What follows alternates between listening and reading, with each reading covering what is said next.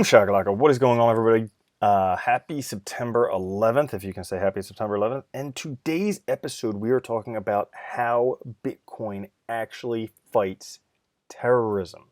Now, September 11th was a terrible day for a lot of people in the United States back in 2001. That's 18 years ago. I was actually on an airplane headed from Amsterdam to New York City on September 11th, 2001. Our flight had to be turned back around and all the airports were closed, so we spent another week in Amsterdam. Boo-hoo. But, terrible, terrible day. Today's the day of remembrance for that, so I figured I'd make an episode about how Bitcoin is actually helping fight terrorism.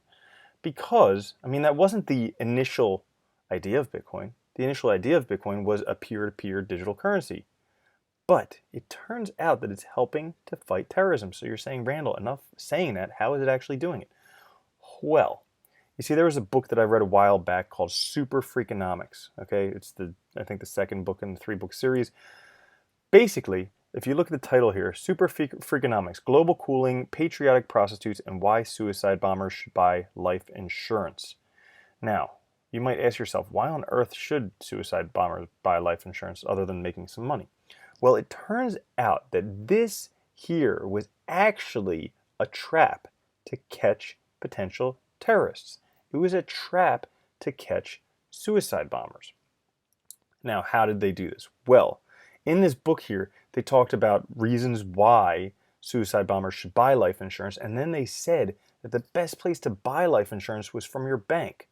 Now, if any of you have ever bought life insurance, chances are you didn't do it from your bank.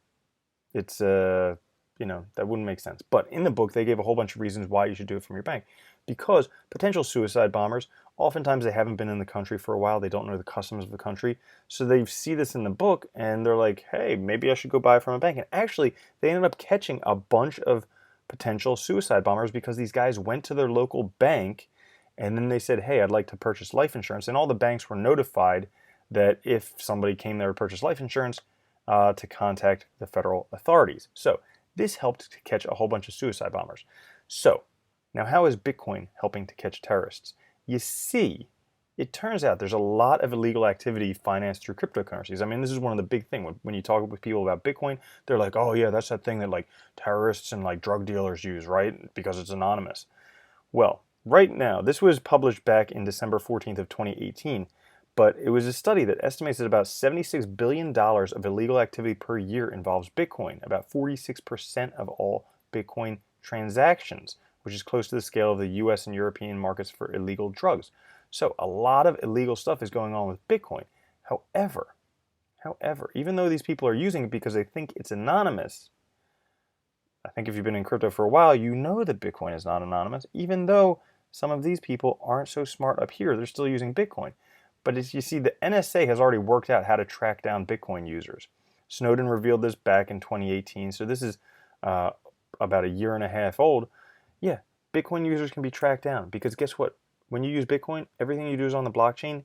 When you use it from a mobile device or anything with an IP address, it tracks your location. Yeah, sure, if you use a Tor onion router or something like that, it makes it more difficult. But if you have your cell phone on you at the same time, guess what? Location services can all be tracked down.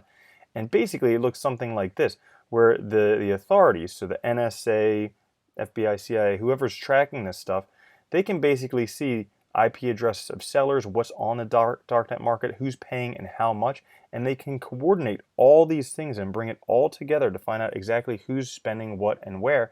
So it's actually the perfect way to track down criminals and terrorists. It turns out that Bitcoin is helping to fight terrorism, even better than the war on terrorism, because the war on terrorism just kind of promotes terrorism. It makes people angry at each other.